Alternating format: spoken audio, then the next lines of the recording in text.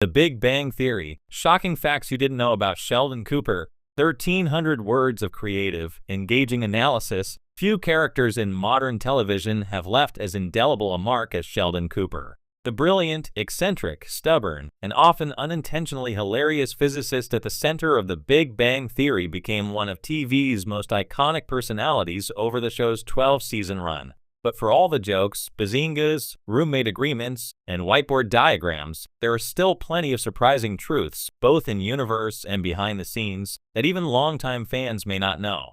So let's jump into the quirkiest, strangest, and flat-out shocking facts about Sheldon Cooper that reveal just how layered this character really is.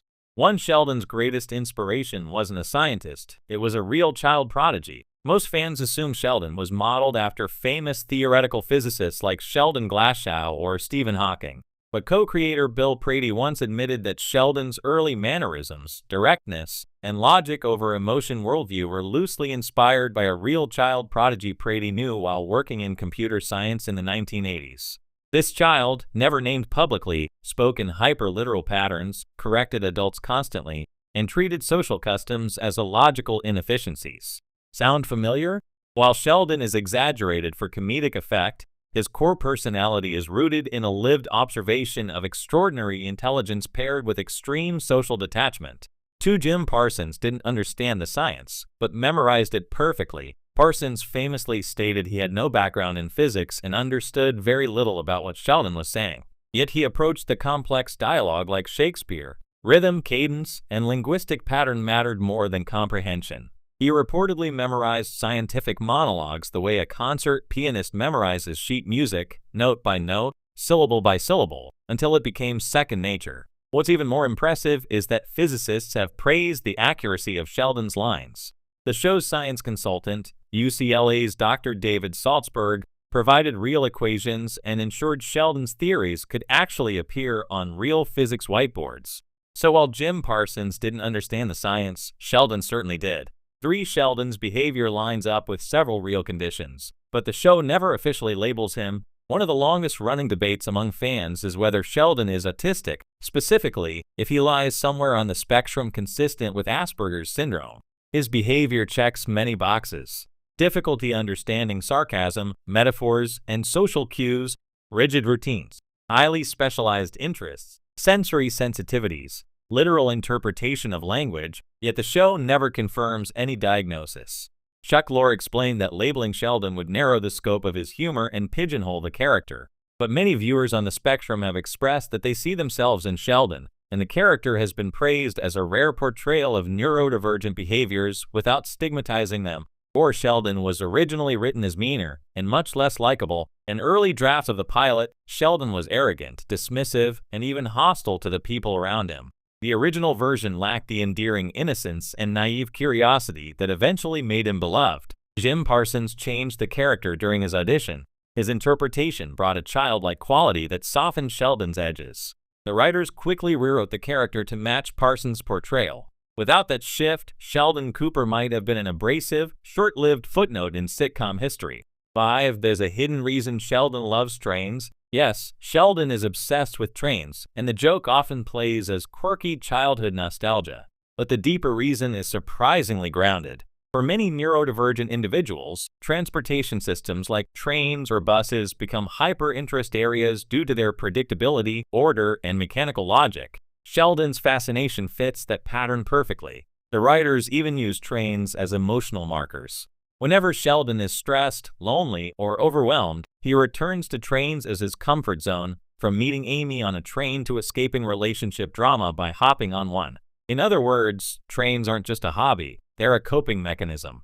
6. Sheldon's IQ isn't as simple as the show makes it seem. We know Sheldon's IQ is 187, which he constantly reminds everyone. But IQ doesn't measure emotional intelligence, creativity, or practical reasoning, all areas where Sheldon struggles. Even more interesting, according to psychologist fans of the series, Sheldon's displayed knowledge and abilities fluctuate wildly. In some episodes, he's a genius capable of theoretical breakthroughs. In others, he fails simple tasks like driving or understanding common social metaphors.